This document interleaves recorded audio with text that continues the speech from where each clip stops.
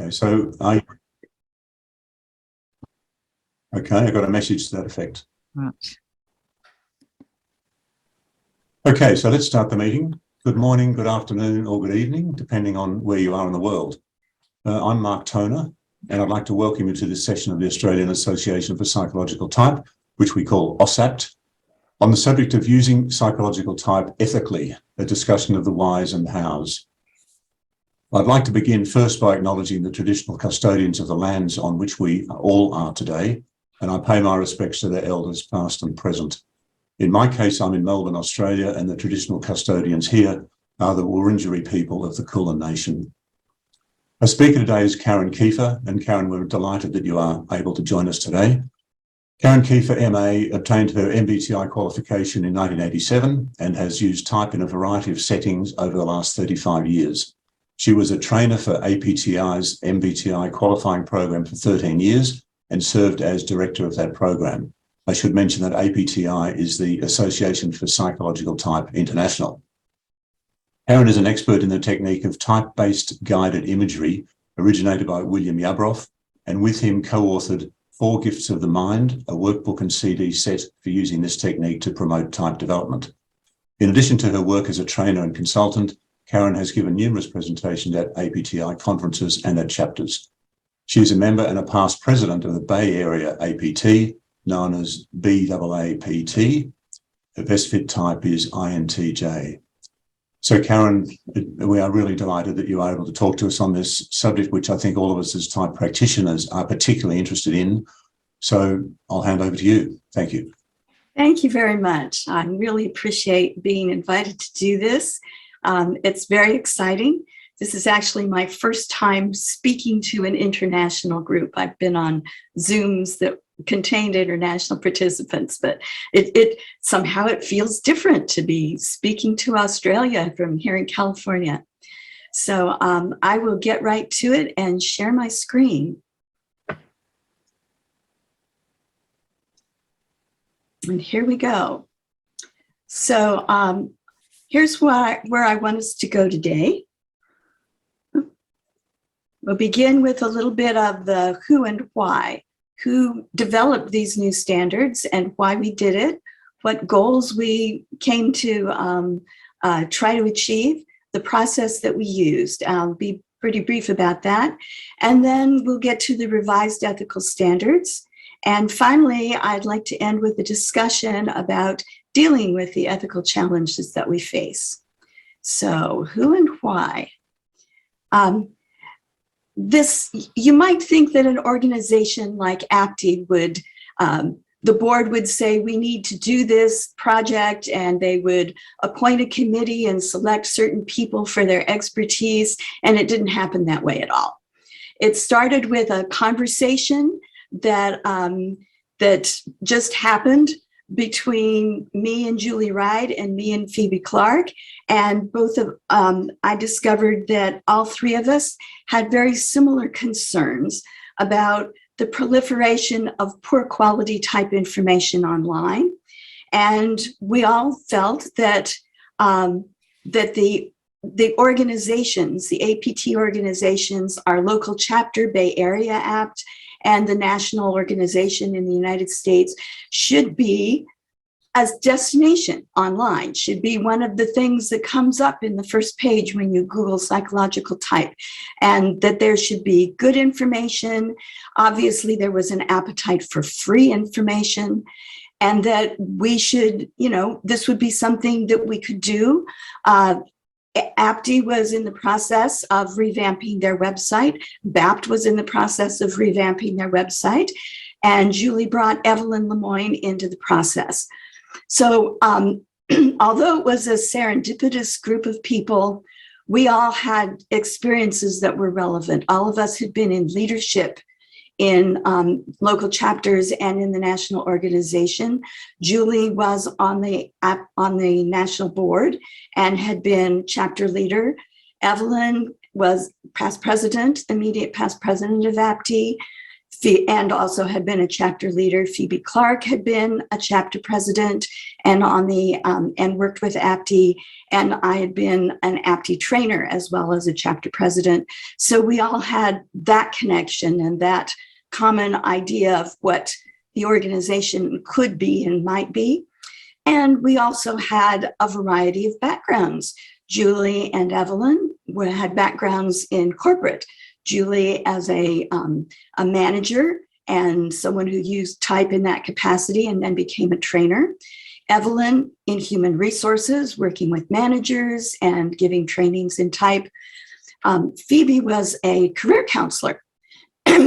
And I was an independent contractor and also an app trainer. So we had a variety of background. We had an ENFP, 2 INTJs, and an ENFJ, and no sensing at all, but we figured that we could consult for it when we needed it. So we began to talk about what did we want to see this website do? And we came up with some goals. So we wanted simple statements, do this, but we also wanted for there to be information about why do this and how to do this. So we came up with a way of having an optional amplification for people who wanted that. We also wanted to make sure that we reflected internet realities. I'm going to have a little drink. We wanted it to be applicable to every model of psychological type, and there are a lot of them out there now, and to address the full range of misinformation and misuse. And I'm going to go back to this applicable to every model of psychological type for a moment. We had to figure out what we meant by psychological type. Like, really, what is it? And I've always liked this quote. I think it's from Isabel Myers, but I haven't been able to track it down. Psychological type is about perception and judgment and how we use them. So perception and judgment refer to the mental processes of sensing, intuiting, thinking, and feeling. And how we use them refers to in an extroverted or introverted orientation, as preferred or non-preferred, developed and under our conscious control, or less developed and more unconscious, and put that together, and that's psychological type. And any framework that uses part of that or all of that comes under the heading of psychological type. And that is the body of information that we wanted our standards to apply to. So, models of psychological type. 3 different categories. There is the Myers-Briggs type indicator and related instruments. And some of them are validated, like Mark Major's PTI, or the Murphy-Meisgeier type indicator for children. And then there's a bunch of unvalidated quizzes on the internet, questionnaires of all sorts, some that purport to give you a 4-letter type in only 5 minutes. Why waste your time with 93 items on the Myers-Briggs when 5 minutes and you'll know your type? So we wanted our standards to apply to all of that. And in addition, there's Kruse's temperament theory and related approaches to that. Don Lowry's True Colors, which is still around. Linda Behrens has been working for decades, expanding on Kruse temperament theory and coming up with interaction styles. And now she has an inner strength process where she looks at type from 3 different viewpoints, and also has a process of not using an instrument to determine the type, but having a facilitated conversation with someone. All of that needs to be under, not all of our standards need to apply to all of that. And furthermore, there's now these 8 function frameworks. In our area here in California, John Beebe is very popular. He's a Jungian therapist who's come up with a model of conscious and unconscious functions. There's an archetype that goes along with each position in the hierarchy, and that's another model. There's personalityhacker.com online, and they do a profiler training that doesn't use an instrument but has a facilitated conversation with someone, and out of that you can get your type. So we wanted our standards to be applicable to all of this. All of this is psychological type. We also wanted to address this full range of misinformation and misuse. And you were sent this article, which we have on the APTi website in advance. I don't know whether you all had a chance to read it. So I'm going to give you a minute here now to look particularly at this part and the bullets here. And what I'm interested in finding out from you is, what have we left out? Do you see anything missing here?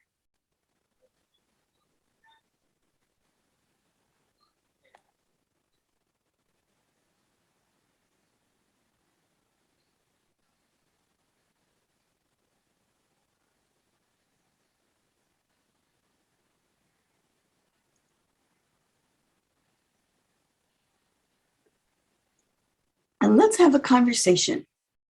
So if you have something that you want to share, there's a reactions button on my screen. It's down at the bottom. And there's a hand that you can raise, and then we'll know who has something they want to share.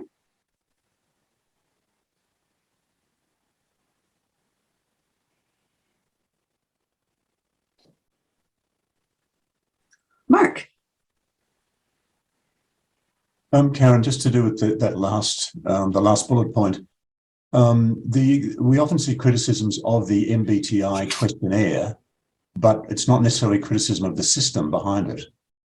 So, in other words, people talk about validity and reliability, and it's not a good questionnaire, blah blah blah, but they're not actually criticizing Jung's work or the system behind it. They just criticize the questionnaire.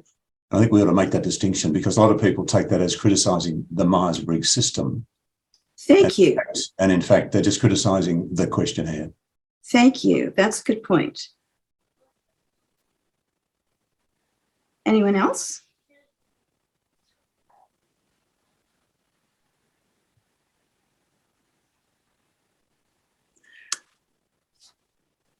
All right. Yes, Carol. My hand's up. My little electronic hand is up. I just wanted to add to what Mark said. Mark's quite right. Academics are going after the MBTI, the instrument itself. One thing, they hate the fact that they aren't shown the insides of it, because the Myers-Briggs company is a private enterprise, and they consider that their, I'm missing an adjective here, but it's their property, and they have proprietary rights. So I don't know if you can maybe tell me in Australia if this is true, but in the States, psychological type has been discounted because of the MBTI instrument, and academia is hardcore into five factors model. 5 factors model, and just Mark, they've used it as an excuse to totally diss the whole psychological type thing. I'm not saying that's fair, and that may not be what's happening in Australia, but it unfortunately has just gotten so that I have started finding people in academia who are still behind it, but they're few and far between, and they feel like they have to. I just met some at the Personality Hacker Conference in May in Pittsburgh, and some of them feel like they certainly can't bring it up in academia because it's considered out of fashion and they're discredited for it. So amen to what Mark said, and it's gone even farther than that in the States. Thanks, Mark, for speaking up. Another common problem with criticisms that are coming from the professional psychologists is that they criticize the MBTI and other instruments because they can't predict behavior, because they don't understand that it's not a predictive model, it's a cognitive model. And most, like the 5-factor model, for example, is trying to predict your behavior given your results. And they expect that that's what the MBTI should be doing, but it's not. Therefore, they say it must not be a valid instrument. There was something just on LinkedIn just a week or two ago where there were several criticisms about that. And this seems to be a common thing because they don't understand the theory and the fact that we're not trying to predict, and they think there's something missing. Thank you, Mary. Marion? Yeah, I think I found a lot of that sort of criticism about the psychometrics of the MBTI, and we were able to assure many people, I suppose, when Mark Majors did his PTI, because he did promote a lot of the psychometric qualities of that, and they were borne out. So I think that was one thing people had maybe a dismissive view. I can remember presenting on the MBTI, way back to a group of, as part of my psychology training, and it was dismissed as being something that couldn't show its standing as an assessment. Whereas the PTI did ease people's concerns about that. And I think that was more accepted because of Mark's own background and the work he put into that. So, yeah, it's an ongoing question and one that people are seeking different solutions for, I think. So you're saying that the PTI is more accepted than the MBTI? By many of the psychologists I work with who are concerned about the psychometric properties of any assessment that's used and being able to defend those. And that's Mark's work does present that, I suppose, in a better framework for psychologists working with assessments. I think you're quite right in terms of as with any assessment, having the right goals for it, or appropriate goals and that appropriate understanding of the use, what it can do and what it can't do. And I think that's very important. Great. Thank you. The other issue too is that a lot of people who criticise it don't know that there has been research. Yes. They say, there hasn't been any, it hasn't established reliability or validity, or there hasn't been any factor analysis and that. And of course, if they'd looked at one of the manuals, they'd see that sort of research has been done for years and years and years, but they've never looked at it. And Yes. that's part of the problem. Yes. And the other thing I've noticed, and I noticed this more than 30 years ago in Sydney, there was a big to-do in Sydney, actually in a Catholic newspaper, about why are we using this atheistic instrument, that came from this Mr. Jung, who was an atheist and didn't believe in God and all the rest of it. And when I tracked it back to New South Wales University, and the guy who was writing all this stuff in the local Catholic newspaper was a behaviourist from the university, and his objection was really the fact that it didn't fit his psychological models, basically. So Wow. I think a lot of it comes from behaviourist psychologists who are more into trait theory. Right. Sorry, got a visitor here. Sorry. Thank you, Mary. Ellen? Ellen, yes. Sorry, I hit the wrong button, had to unmute. I think you're right too about the academic standing. It's very hard to do a higher degree here based on type theory. And I think it's because of all of those discussions we've just had about, and input we've had about the attitude of psychologists towards it. But it's a very difficult thing here to get somebody that will supervise to do a doctorate that's got anything to do with type theory. Yeah. Okay. All right. Well, thank you for that input. Let's continue with our show. The presentation. There we go. All right. So the process that we used for revising, we were lucky to have some good materials to begin with. There was a 2-page handout from the MBTI qualifying training program titled Reminders for the Ethical Use of Type. And it was something that we used at the end of the training to review with our participants all of the things we had covered in various different places during the training.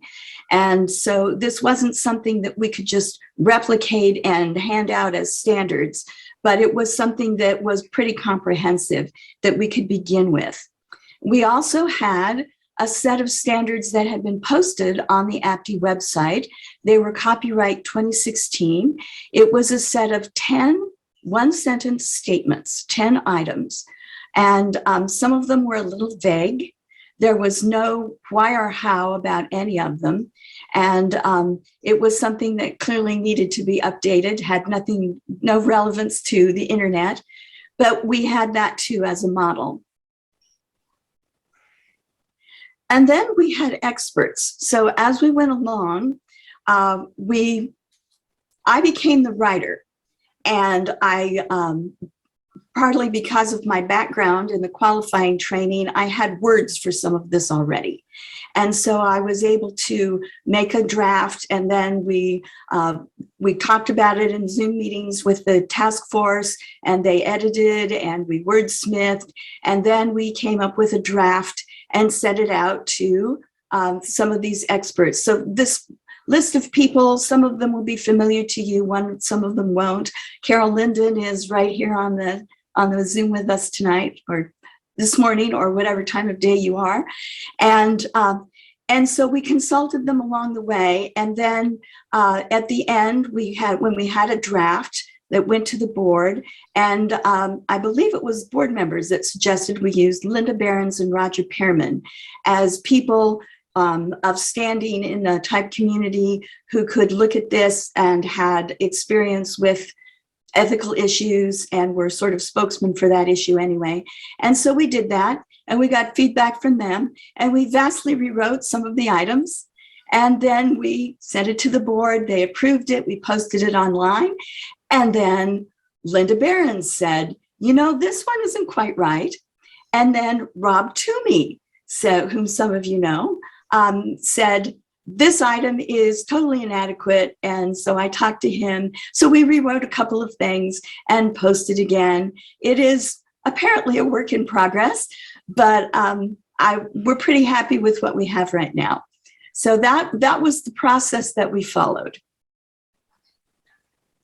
And this is what it looks like online. So what we have is a set of standards, and each one of them is a sentence or three. And then we have a link that says read more, so that you can find a greater elaboration. And this is what we sent out as a document with all of the read more printed out. And you got this and as a pre-work. I don't know whether you were able to read it or not, but it's 8 pages long when everything is elaborated. And that is our the official APTi ethical standards. What I'm going to use in this presentation on my slides is a shortened version. Carol Linden and board member Joyce Meng, who is, I think, 24 years old, were invited to give a presentation to personality hackers at their conference and to the newly graduated class of personality profilers who were just finishing their training. And the presentation was to be on the new APTi standards. And Carol said to Joyce, so these are the standards. Would a millennial read all of this? And Joyce said, no. And so Carol, with her ENFP preferences, looked at each of the standards and pulled out the gist of it and put it in a very simple, straightforward one sentence of this is what to do, and then a little bit of elaboration for most of them. And that is what they took to the conference. So that is a 3-page document.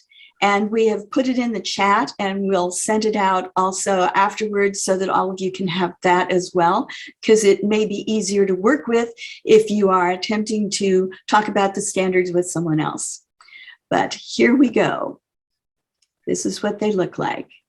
So the first one is present personality types, preferences, styles, temperaments, etc., as normal differences. And here you see how we have tried to be inclusive, talking about styles, talking about temperaments, all of these different sorts of terminology for personality attributes in the type framework. So we want to be inclusive there.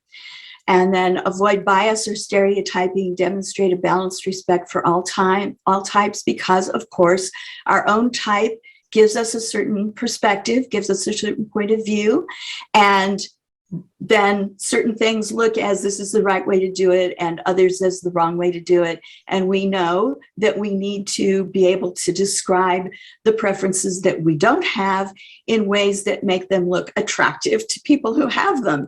And so this is a very, we have ordered these, we used to order the different standards. We tried to put the most important things first. So this is number 1. And number 2, receiving a point on your type is not enough. Seek out or provide an interactive experience where people have a chance to ask questions and assess their own best fit type pattern, because no questionnaire or expert is accurate enough to substitute with a person's knowledge of how they experience their own preferences. This is the Rob Toomey standard, and the elaboration of it online is about a page and a half and includes an example so that Rob can point people who come to him and say, well, we don't want to use your service for, people can get their type just by going online, and we have something less expensive or free. And once people know their types, we'll have you come in and do the leadership program or the whatever. And he gets there and he discovers that no, people do not all know their types because some of them have been mistyped. And so then either the exercises don't work and the intervention doesn't work, or he has to go back and start over and say, okay, we're going to have everybody verify their type. These are the basics. Is this fit you? Does it not? And that takes away from what he needs to do. So this is a way of saying, take the decision maker. We have standards for this. These are the standards that I abide by in my work. Go to this website. Here's the link. Read number 2. And that will tell you why you can't just go to the internet and get something inexpensive or free and have people find their type that way. So this is the Rob Toomey standard. Number 3, remind yourself and others that psychological type doesn't explain everything about personality. People may not behave in accordance with their best fit type pattern for a variety of reasons, including culture, personal development, contextual adaptation, etc. So type does not predict behavior. It just doesn't. It's not set up for that. So this is one of those most important items. Next, selecting, weeding out, or promoting individuals based on type patterns alone is inappropriate because type attributes are not the same as skills or competencies.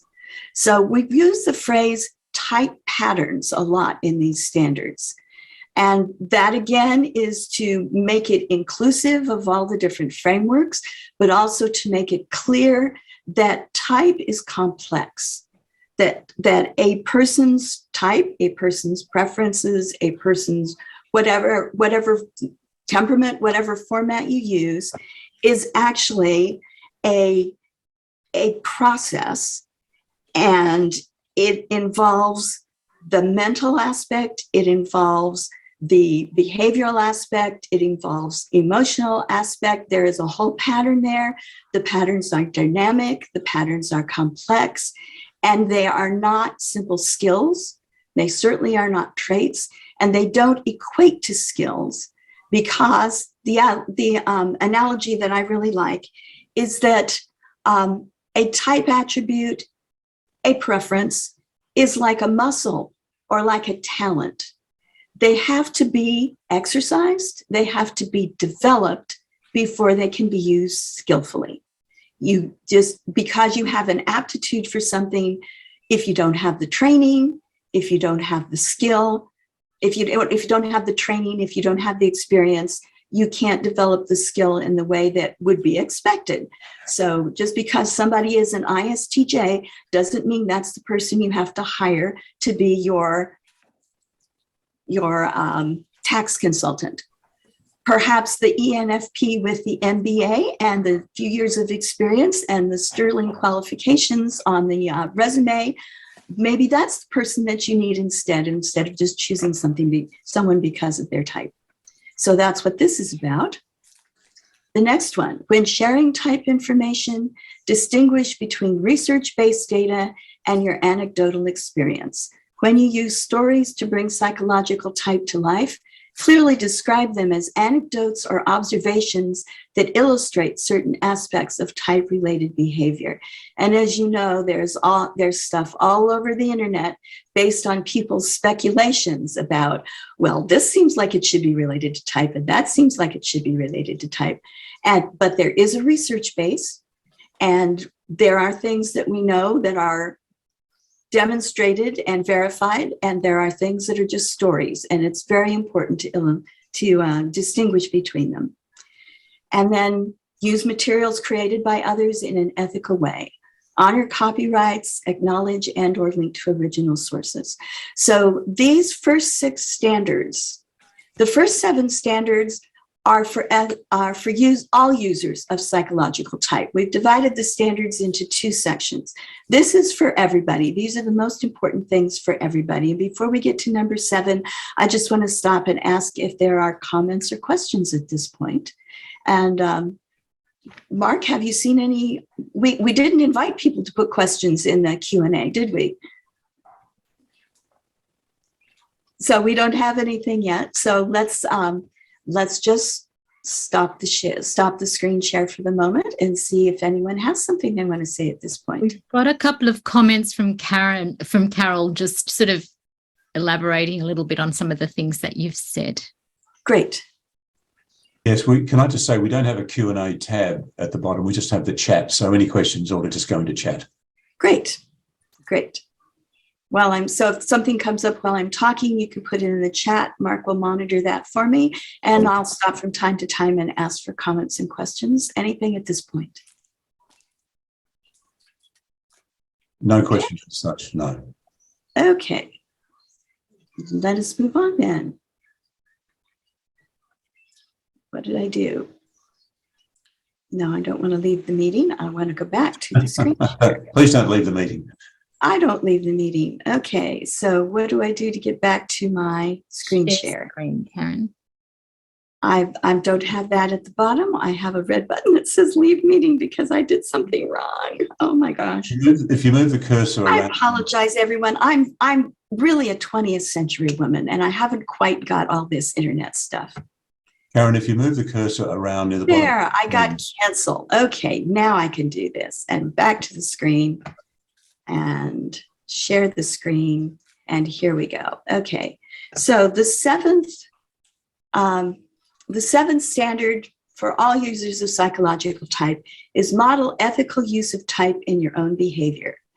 Treat instrument results as a working hypothesis, avoid blanket statements, model use of appropriate language, assume the misuse of type is unintentional, and do not try to be the type police.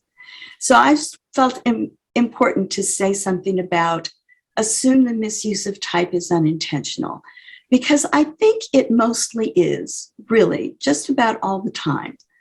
I think that we can do a little exercise that will help to bring this out. So I'll ask you to think about a person that you know well. And if you have access to paper, write some words and phrases, or use your phone, or just think about some words and phrases that describe their personality without using type language. We're just going to do this exercise.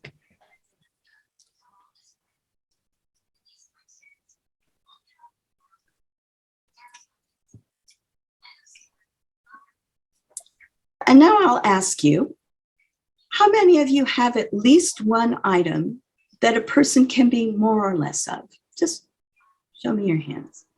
At least one item that a person can be more or less of on your list of characteristics. So pretty much when I do this, when I've done this in a training group of like 20 people, everybody raises their hand for this one.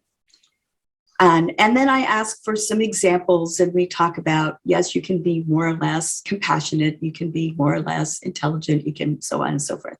And then the next question is, how many of you have an item, at least one item, that is an either or category? Not a type term, but an either or category. Great. Elizabeth, would you share what you came up with?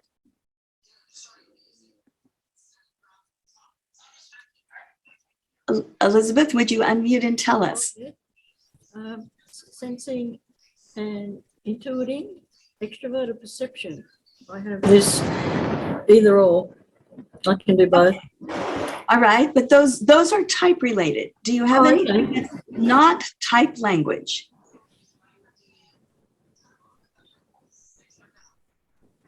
Well, I'm not sure of your meaning, Karen. Okay, so Here's an example. I met the husband of a friend of mine a few days ago.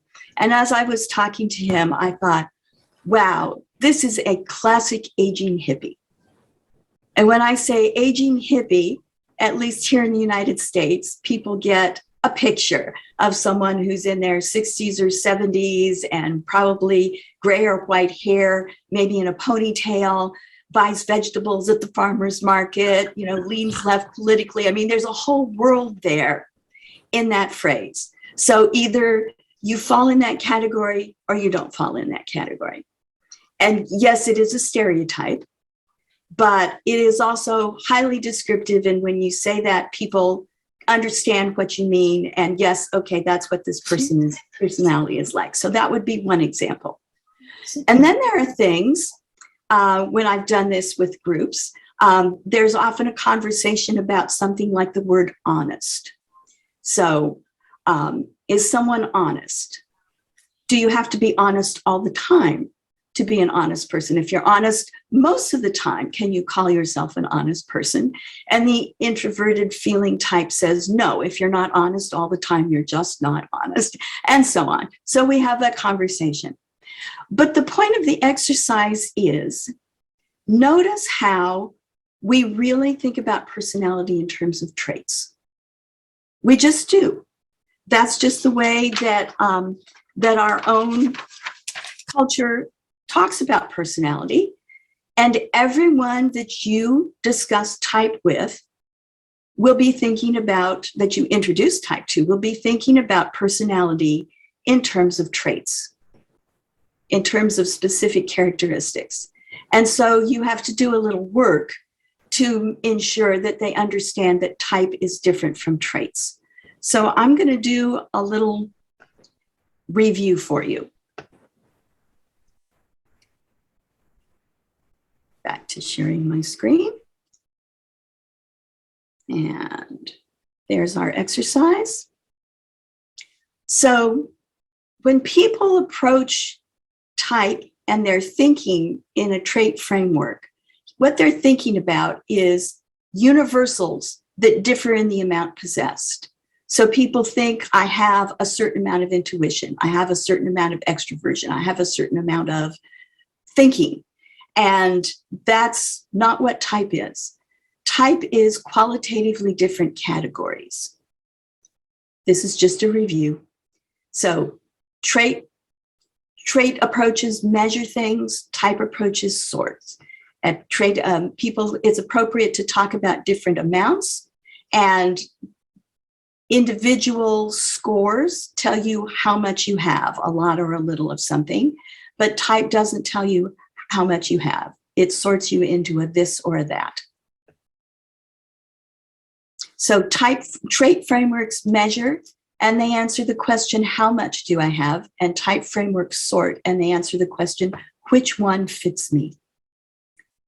When you graph them out, graph the data out, people are used to seeing normal curves, the old bell-shaped curve, because traits are normally distributed. Most characteristics of living things are normally distributed, everything from body temperature to heights of trees to lots of different things, and personality is one of those things. But type frameworks don't distribute normally. So here's a normal characteristic, here's a normal curve for autonomy, and the scores are along the bottom axis here, go from low to high, and most people are in the middle. So that's what's normal or average. And then high can be a good thing, or maybe you can have too much autonomy, and low, you can have too little autonomy. So there's meaning to those numbers. You can't find data like this about traits. So I created my own diagram last night. I think every culture that's been studied has had a much larger percentage of people that prefer sensing over intuition. So if we took a large population, this is sort of based on the US population, and we looked at how preference scores came out, we arranged them according to this, it would look like this. It's lumpy. Sometimes it might be skewed like this one is. And the numbers, what do the numbers mean? The numbers just tell you how many times you voted for one or the other. That's all that these numbers tell you. So when CPP came out with Form M in 1980, whatever it was, or 1990, they changed this from score to preference clarity index, because that's what it measures, is just how clearly did you express the preference when you answered the questions. And it doesn't say that you are stronger or weaker. It has no meaning in terms of how much. It's question which one. So normal trait frameworks that people are always thinking about, they want to know their scores. People want to know how much I have, and they want to know what's average, what's better, what's worse. Am I normal? Am I better than other people? Do I have more of this or too much of that? And all of that is totally irrelevant. So of course you have to tell them it's totally irrelevant, that the score tells you how clearly you express the preference, how certain we can be that this is your actual preference. And there is no best score, and there is no best type. And the best type for you to be is the type that you are. And finally, the relationship to behavior. So the assumption with traits is that traits cause behavior. And it's appropriate to say something like, you know, you always want to be the center of attention, and you have to run the show because you have a lot of dominance in your personality. It is not appropriate to say, you always want to be the center of attention and you want to run the show because you are so extroverted, but people talk like that. So when we hear that, we need to correct that and let people know that behavior is an expression of type, not behavior, not type causes behavior, but behavior is simply an expression of the type underneath it. Because type, again, is not a trait. Type is not a set of traits. Type is a pattern. And it has to do with how we use our minds. Our behavior is part of it, but our inner experience is part of it. It's a whole pattern. It can change depending on the situation. So sometimes it is expressed in certain behaviors. And so behavioral traits correlate with type. There are characteristic behaviors that go along with the different preferences and the different types, but they don't define it. So that's an important thing. Behavior is an expression of type, and behavioral traits correlate with type. You know all this. The misconceptions that come from thinking about type from a trait mindset, people think a type is no more than a set of behavioral traits. And of course, it's much, much more than that. And when people think that, then they're really missing the whole picture of what a type is. They're missing the dynamics, they're missing the cognitive process of it. We talk about a process. If we talk about memory, remembering is a process. Nobody thinks remembering is a set of traits. You can remember well or you can remember poorly, just like you can sense well or sense poorly, or use your feeling process well, use your feeling process poorly. But that doesn't mean you have a large amount of it. So we have to watch our language there. People think that type is behavioral traits. So traits are what you can see. So type is externally identifiable. I can tell what type you are. Anyone can tell what type you are. All I need to know is these 4 letters. All I need to know is the basic framework, and I can go out and look at the world and tell everybody's type. So that is another misconception that people have when they don't understand. And then they think there are better and worse types, best scores, a best type to be. So these are misconceptions that go along with thinking about type from a trait point of view. And if you can get people to understand that we're talking about categories, we're talking about mental processes, then all of this can go away. Okay, some other sources, I think, of inadvertent misuse. The assumption that type is a simple thing. A plus B plus C plus D equals I plus N plus T plus J, and I know all about you. And because it's that simple, you don't really need any particular in-depth study or expertise. You can just go around and look at the world and see type there. Well, we know we can go around and look at the world and see type there, but there's no depth to it if all you have is 4 letters. And then there's an assumption that you don't need to be an expert and knowledge can be crowdsourced. And I don't need to buy books. I don't need to read books. I can find things online. I can read blogs. I can listen to podcasts. I can join a group. Evelyn and Mark and I can be in an INTJ group, and we can talk to each other, and we can share our experiences and learn that way. And we can share how awful it is to have an ESTJ boss.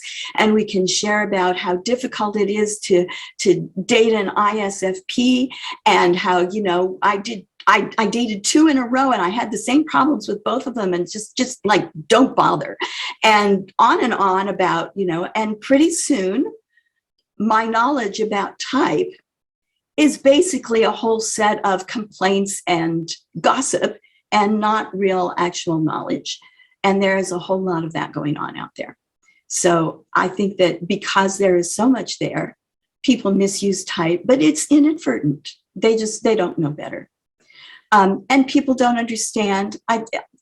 Certainly for myself, I keep learning about where my type biases are.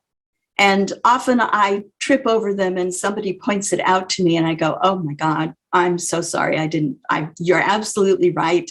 I said that in a way that was very pejorative, and then, I never say that again.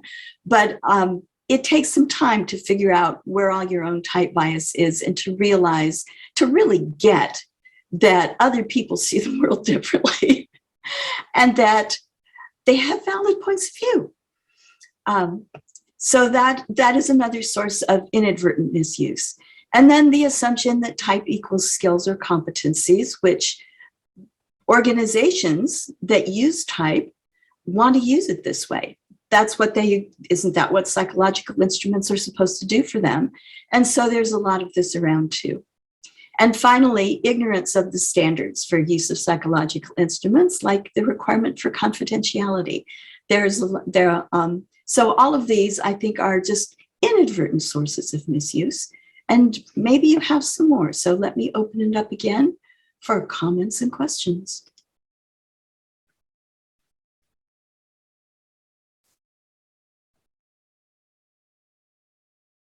Carol.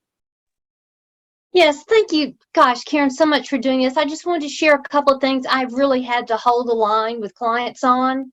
And one of them is I've had to explain to managers, yes, I know you're paying me to come deliver this workshop, but the ethical standards of my profession are that it is up to the preferences results belong to the client and must be confirmed by the client, and the client is my person in the classroom. And no, I will not be giving you a report of everyone's type preferences. And they argue, but I'm paying you money to do this. And I'm saying yes, and it's unethical to give anyone but the person who takes the instrument the result. And I have to clarify with them. And if they choose to share that with you, that's all right. And I've gotten the client to back down every time, but guys, I would have turned down the work if I hadn't gotten the client to back down on that. And the other thing is, I try to get people to say, well, so-and-so is going to be on vacation that day. So if you just put their report on their chair. Oh my God, thank you, Ellen, for smiling, and Phil. Oh my God, so horrifying. And I've had to say no. And because I was internal, and they didn't cost them money, I could afford to say, you know what? When so-and-so gets back for vacation, have them get in touch with me. I'll give them a one-on-one. But it is absolutely unethical to just hand somebody a report and not give them an explanation. So those are the two things I've had to lay the law down on, and luckily I've never lost a job over it, but I would have turned down work for it. Yeah. Evelyn? Thanks, Karen. I'm loving how this is going. I'd like to address the subject of type bias, the last thing that you were talking about. My perception is that the type community has a very strong bias against the sensing preference, probably because it is dominated by people with an intuiting preference. And we don't get it. And I think that plays a role in why we don't attract as many people with a sensing preference. When you look at you have the distribution of the US population in terms of the number of people with a sensing preference, we should have many, many more people with sensing preferences than intuiting preferences. So part of that, I think, stems from the way we describe the sensing preference that we don't understand as well as we understand the intuiting preference. And we tend to push people away unintentionally. But I think that is something that the community really needs to. I see at least a few people on the call today who have sensing preferences by their names. Thank you so much for being here.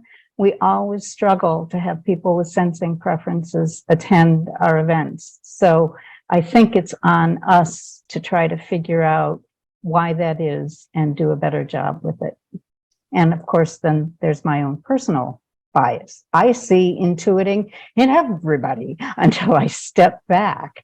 So we do what comes naturally to us. And so we project onto others, and that is not fair to them or good for us as organizations. Good point. Ellen? Mine relates to what Carol was saying, actually, and it's when I was first accredited, my company paid for my accreditation, and when I got back, and I told my director that no, I wasn't going to be able to give her a list of everybody's types to keep on their personnel files. I wasn't allowed to use it in the organisation for years after that, and then I did it sneakily. I sort of did it with individual clients, coaching them. But I didn't get to do anything with teams or anything like that for many years until she sort of had forgotten that she'd wanted to keep things on the file. Wow. Anybody else? One of the ways I've gotten around that issue is when people have said, I want a list of all the names, I've explained the confidentiality business and the fact that it's an ethical question and also a legal question.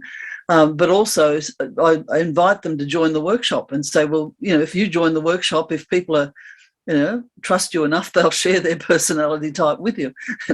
and what the benefit of that is that they get to understand the theory as well. And, how it can be used and how it should not be used. Great. Thank you.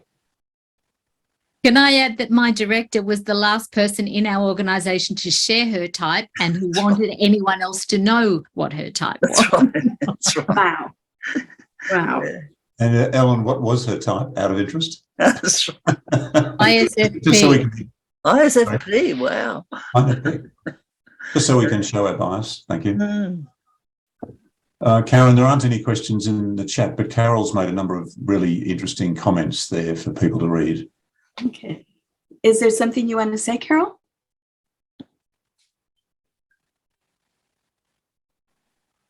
Carol's struggling with the cursor. Sorry about that. Just we became an ENFP modal type organization when type went so corporate in the US. And I don't know what the stats are in Australia, so I'm clearly just giving you US stats. So the joke is APTi conferences were the largest gathering of ENFPs on the planet. And ENFP is the modal type in the US of the US type conferences. It just is.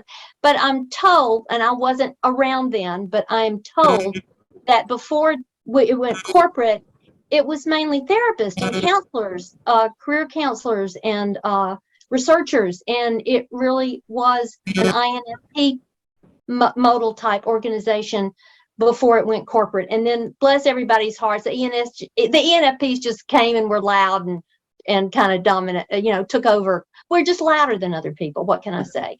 Oh gosh, you got to take that off the recording. I'm allowed to say that because I have ENFP preferences. Carol. Well, in Australia, I've certified several thousand people over the years to use MBTI and majors, and the modal type there was definitely ENFP followed by INFP, and then close behind that was INTP and ENTP. So. Interesting. And I'm an INTP who did my accreditation with Mary. And a very good student she was. Can I just ask Phil, perhaps, or Mary, at our OSAPT conferences and sessions, meetings, what would be the modal type, do you think? Because I certainly have seen a lot of ENFPs and quite a few NPs. Yeah, certainly back in the day, and I'm talking maybe 20 years ago, ENFP was probably the most commonly found type in OSAP's membership and at conferences. My suspicion, and I probably need to check this out, is that we've probably drifted towards various IN types, and there's Ellen and I here as INTPs, and our colleague Terry INTJ, Meredith Fuller INFP in the leadership ranks of OSAP. Yeah.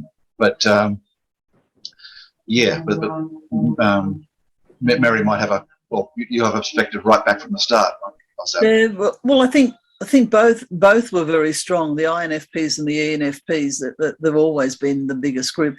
But when it comes to conferences, the ENFPs will turn up in droves, because they love conferences. It doesn't matter what the conference is on. Great. Thank you.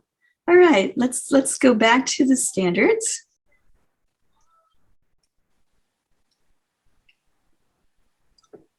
So the second section of the standards is additional standards for practitioners, so for people who are using this professionally. And you will know all this already, but this is what we're putting out as these are the standards. So number 8, use psychological type assessments and information for the benefit of the person you are helping or teaching. Make clear the purpose of using a type model. So it's against our ethical principles to use psychological type information in ways that are detrimental to people, that are manipulative, that are denying them opportunities. You know what all that means. Yeah. And number 9, use psychological instruments and explorations only in a voluntary context. Maintain confidentiality of instrument results. Sharing of type information must be up to the individual.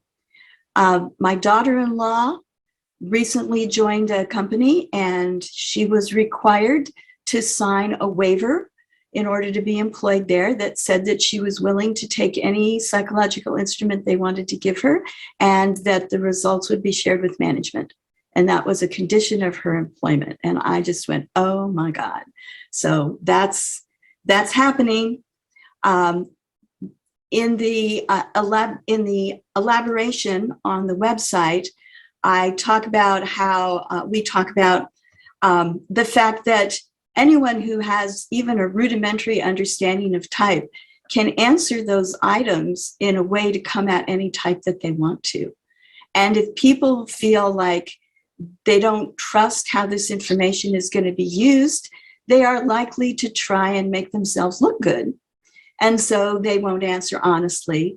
So if you really want to get something out of using this framework, if you want people to be able to use it for their personal benefit, to become more effective, to grow, to help the organization, you want to have it be voluntary and confidential. Otherwise, you may not get accurate types.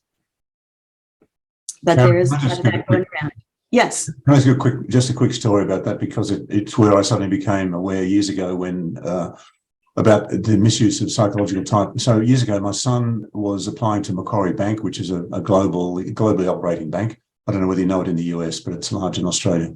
And he was eventually hired after 7 separate interviews, which I was a bit surprised by the number of interviews. After about the 4th interview, he was told he was going to do a Myers-Briggs test in the next interview. And he said, "Dad, what type should I be to maximize my chance of being hired?" And his preference was actually ENTJ. So I thought, well, they probably could do with some more ENTJs. So I said, just answer the question honestly. But if you do get hired, go and ask the HR department, what types were they trying to hire? So he did get hired, and he went back to the HR department and said, what types were you trying to hire out of interest? And they said, oh, no, we weren't trying to hire. We just wanted to know more about the applicants. And I just thought that is pathetic, really, to put all these applicants through Myers-Briggs and then they claim they weren't actually going to use it for recruitment. So why were they using it for recruitment? Yeah. And that's still happening, unfortunately, still being used in that way. Yes. Lots of places are misusing. I've had organisations ask me to actually type people so that they can work out which one to hire. And I've said the same thing, like it's so easy to fake it if you know the theory. If people know what you're up to, they're not going to be honest with you. The one area that I found a tricky one, I've trained a number of people in the Australian Army chaplains and other people who run workshops, and sometimes they're running training for new recruits and all that. And they've actually said to me, what do we do? If we stand up in front of a bunch of new recruits and say, look, we're inviting you to do this questionnaire, but you don't have to, like the fact that they're sitting there in uniform with a sergeant or somebody out there in front of them training them. They said there's an unwritten sort of dynamic going on. I said, well, all you can do is you can say to them, look, if you have any objections, you don't have to do it, but let me tell you the benefit of it, so you can sort of get around it that way. But, it wasn't there was no easy solution in that case, So. Yeah, that's a tricky one. Yeah. All But I right. think sometimes good information, at least if they give them the right information about the benefits, it might help. Yes.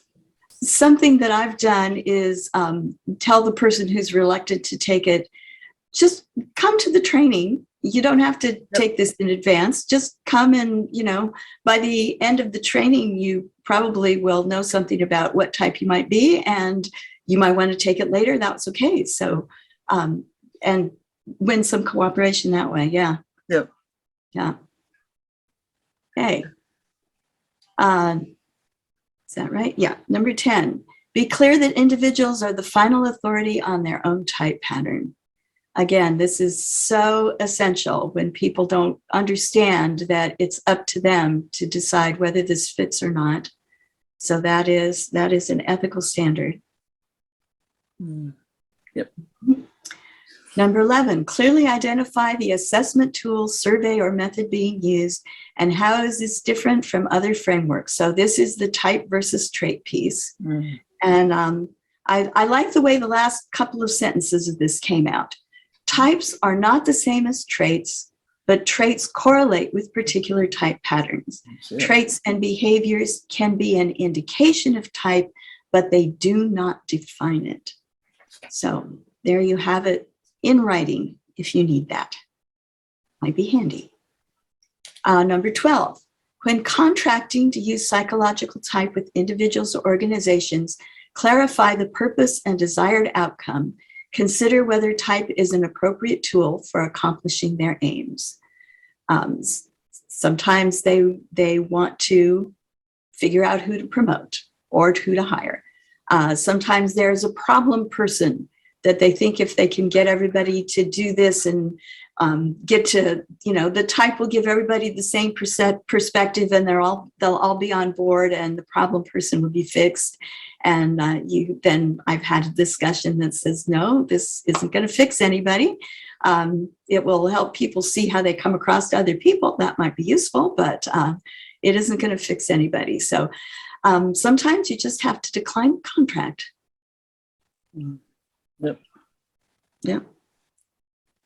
Number 13, when working in other countries or with people from other countries, keep in mind that while type is universal, culture has an effect on how type patterns are expressed. Yep.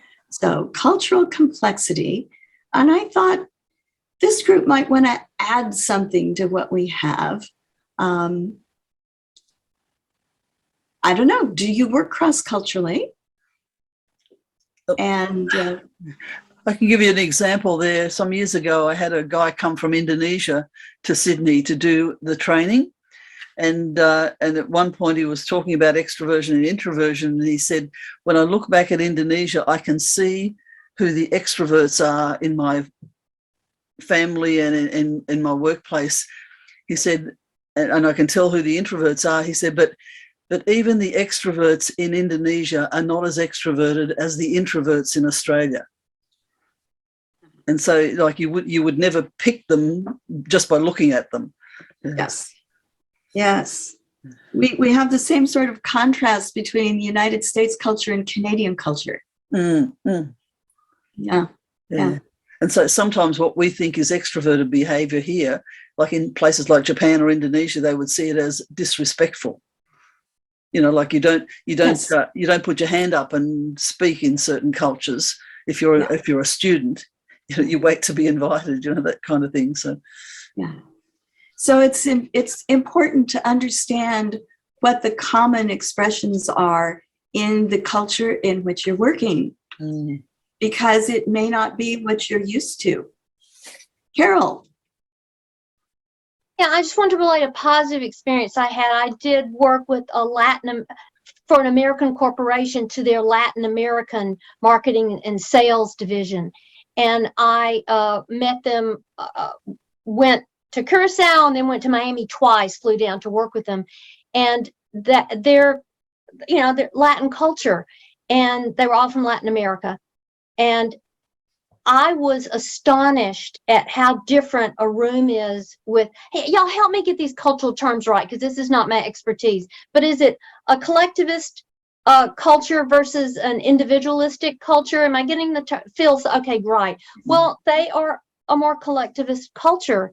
So I found it so easy to be in the room with the types that, frankly, if they had all come from a more classic American individualist culture, would have probably eaten me alive over the 3 days I spent with them in Miami. And instead, I was shown what some of these more in-your-face types looked very different and felt very different. And I was so comfortable in that room. It was absolutely a delight to see.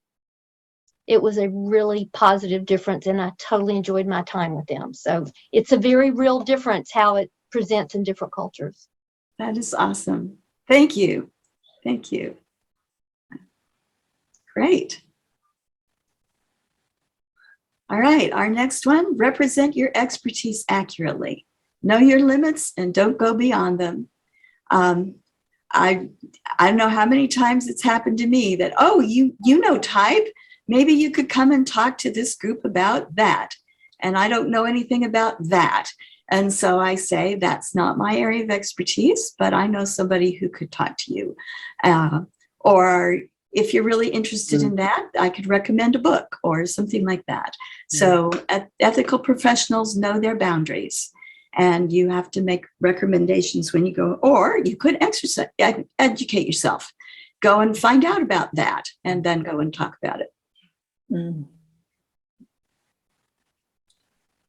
Abide by state and federal laws regarding use of psychological instruments. And if this, of course, applies to the United States, but I'm sure that Australia also has national laws that are applied to the use of psychological instruments. And this is just good professional standards for any profession. Is you need to know what you're doing, and you need to only use those tools for which you have the right training and expertise. Use correct references to psychological type assessments, and particularly don't use the word test, because test implies there are right or wrong answers, or there's normal and abnormal results, or there's some kind of a best outcome. So it can be an instrument, an assessment, an inventory, a questionnaire, a survey, or the indicator is another way to say it. And then honor copyrighted and trademarked intellectual property. And finally, the last one, we are back to modeling ethical use of psychological type. We had that as an item under standards for everyone, but now we're talking about people who use it professionally. And when you are using type in a professional capacity, you are a representative of the type community at large, and anything that you tolerate in the way of mistaken assumptions, misleading or incorrect language, stereotyping, etc., can be taken as accurate or permissible unless you correct it. So you don't have to be the type police. you can make the assumption that people just don't understand and that they're not, intentionally trying to do it wrong or try out to get you, but that you need to say something and be respectful, but it's important not to just step over it. Okay, that is the total set of standards. And I'm wondering what kinds of questions and comments you might have right now. But well, you know what? Let's just move into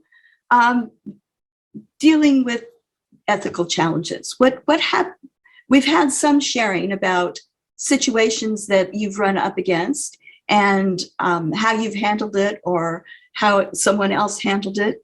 And would you either have anything that you'd like to add in the way of that?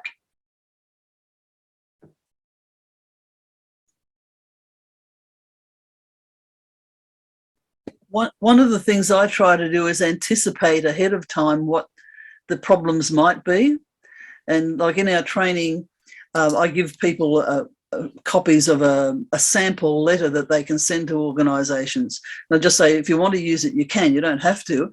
But like after you've discussed what you're going to, what you're going to offer them, or you've discussed it with them, put it in writing, so that both of you know exactly what the agreement is, and you've got it in writing in case there's a problem later on. But then you send the letter to the person ahead of time, and included in that letter will be, if somebody doesn't turn up for the training, I'm happy to come back and spend a session with them, but they must have some sort of feedback session in order to get their results. So anticipating it ahead of time, I think, makes a big difference, and you can sort of cut them off at the pass, before they object. Like I had one school principal ring me up because 2 people were missing from the workshop, and she said, "But I paid you for those results." She wanted the results, wanted me to send them to her, and I said, "No, you paid me to come in and do a staff development day with your staff," and I made it very clear. Thank goodness I'd put it in writing, and I said, "I'm happy to come back and spend an hour or so with them and go through it." But she wasn't very happy about it, but the thing was, I'd covered myself because I anticipated it ahead of time. And I think makes a big difference if you can do that. And the other thing is that when you're doing workshops and you're planning the exercises, sometimes people's stereotypes and biases will come out in the way they give feedback in an exercise, and that's a great opportunity to to say to them, "Hey, using the word pushy is not very good, not a very appropriate word for extroverts," or some of the things that they'll put up there, and that's the time when you can diffuse it and sort of say, "No, in type language we would say that they're excited and enthusiastic, not so much pushy." But so I think that. Great. So you've made 2 really good points. One is that a lot of these ethical problems can be handled, can be avoided if you're careful with your contracting and how what you say you will do and what the agreement is, and put it in writing. And then the other thing is when you're training people, again, just gently intervene, notice all of the mistakes, and gently intervene and make suggestions for a different way that you could say that, and people will get it. Yeah, people will get it. Great, thank you. Anybody else? Karen, just the important point you made is that individuals should decide their own type preferences, but I'm sure we've all come across people who we're pretty sure what their type is because we work with them, we've lived with them, etc., and they tell us that their type is something which we don't believe it is. And I find that sometimes a bit frustrating. I mean, I was on a committee for 4 years with a patent attorney who was, in every meeting, she asked incredibly detailed questions, which were very appropriate, but she was the one that asked the detailed questions. And then I had a coffee with her. We both left the committee years later. I had a coffee with her and she told me she was an ENTJ. And I just sat there thinking, I can't believe that. I mean, she behaved like an ESTJ to me the whole time. But so it's a bit frustrating, but it's not up to us to say what we think. We could perhaps just query how they came to that view. And I did, and she was definitely an ENTJ, she said. So you just have to walk away from that, presumably. Yes. So I got this exact kind of education early when I was practicing giving Myers-Briggs to people. And I gave it to a few different friends and people that I knew pretty well. And I made a guess for myself ahead of time about what type they would turn out. And I usually got 3 out of the 4 letters right. And I realized that there were things I was missing. There were things I didn't know about them. And sometimes people just behave in ways, they rise to the occasion and they use some aspect of themselves that you didn't know they had, and they look like a different type. And so, you know, I've since I just back off and I let people be the type that they say they are. But in the moment, I respond to the behavior I'm seeing. So if it's a person who says that their preference is for intuiting and we are talking facts and figures, I talk facts and figures because that's the mode that they're operating in. And then we're on the same wavelength and it works no matter what type they are. But I always let people be the type they say they are. And sometimes they change their mind. When I give people the Myers-Briggs for the first time, I give them space to change their mind later because it took me 3 tries to figure out that I was an INTJ. And each time I went through it, you know, the first time I knew I would, J, yes, J, that's me. But that really was the only thing in my life that was right about me. You know, I was the kid in the family that had no common sense. I was the kid in the family who had no social skills. I was supposed to be like my mother and sisters, all of whom were feeling types. So, but I was dependable and I knew how to get things done. So that was what was right about me. So I was a J. And the first time I took it, I realized I was an introvert and that there were introverts and extroverts and that it was okay for me to be introverted. But I took the Kersey temperament sorter and I thought I was an IXXJ. So I thought, oh, I could be a T or an F. I could be an S or an N. Anyway, it took 3 times through, and each time I came out with another piece of who I was.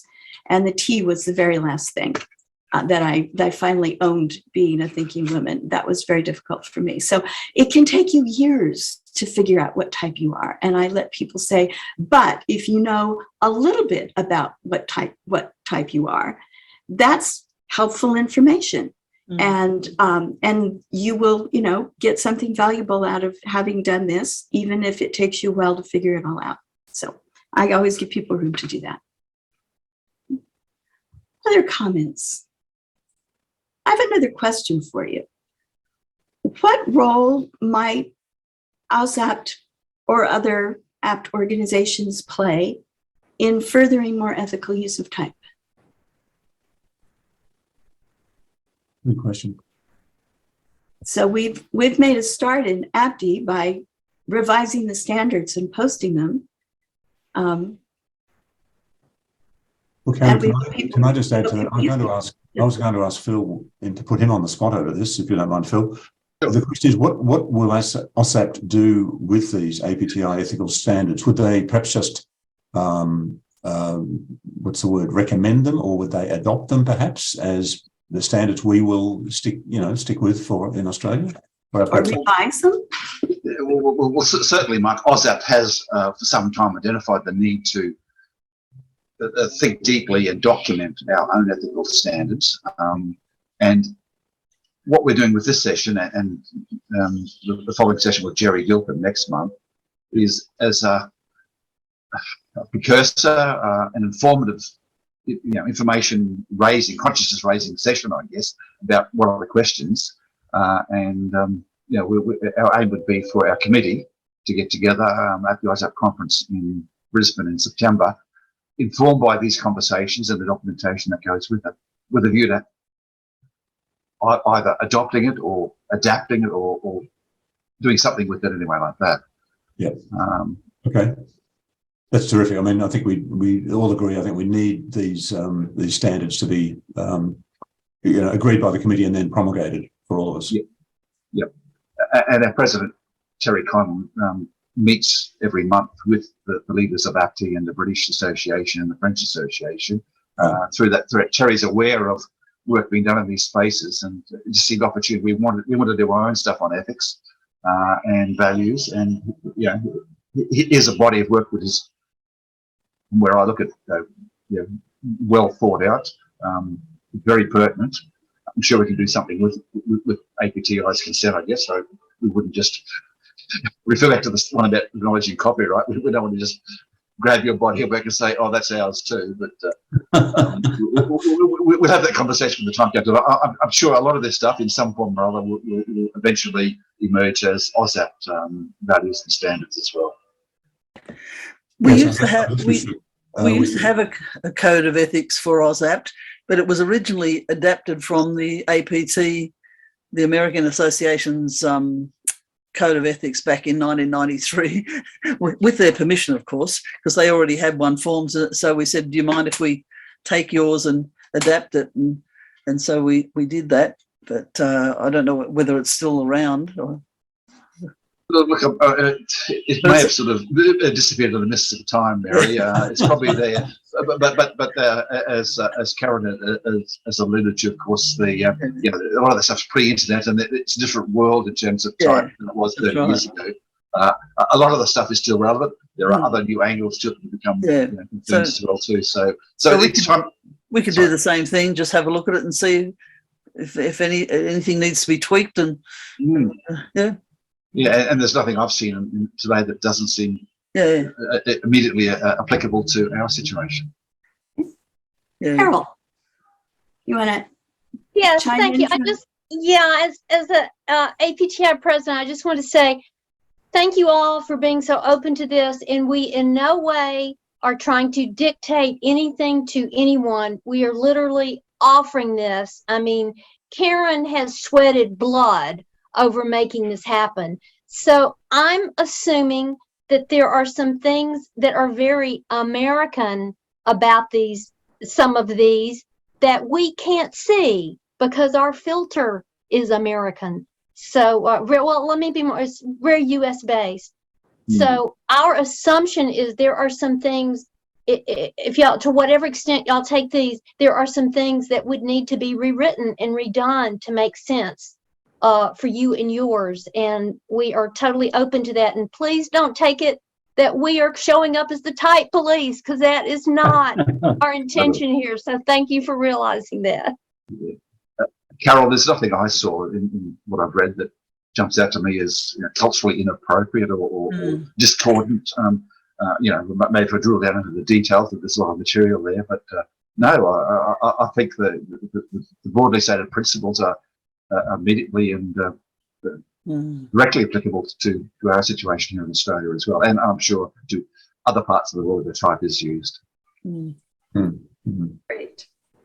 Look, everybody, we're coming up to time to close. So on behalf of all of you and all of us, I'd really like to thank Karen so much. Karen's been a terrific session.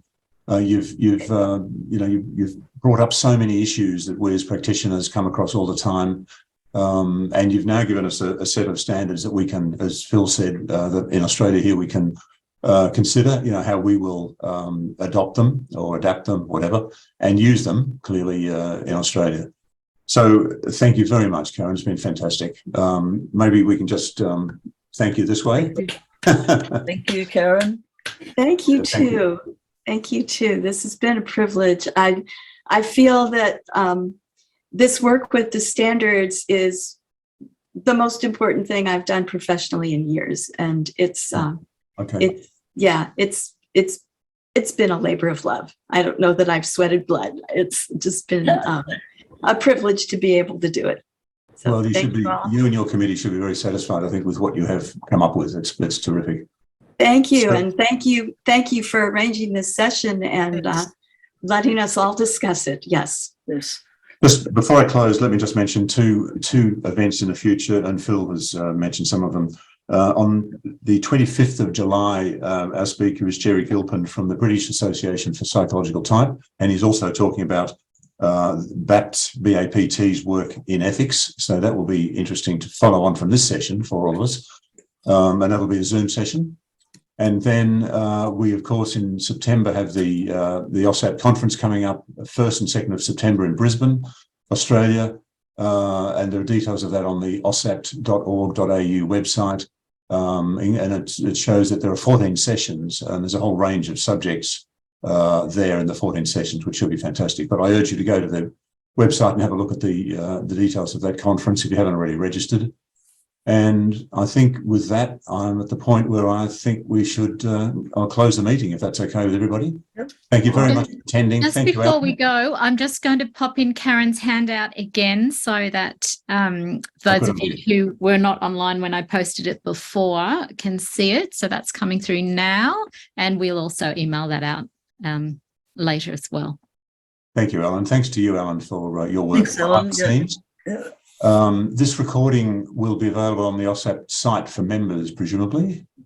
Yes, it will be so, but we will need to wait for Terry's return before we can actually get that up. So I'll have it ready and waiting, and as soon as we are able to make it available, we will. So thank you so much. And thank you, Mark, for emceeing. That's been a pleasure. It's been such a good meeting to be involved in. So thank you for that. So thanks, everybody. Have a lovely Friday night or Saturday or wherever you are. Weekend starts here. Weekend. We're on the weekend here. Thank you. Bye. Thanks, Bye-bye. Bye.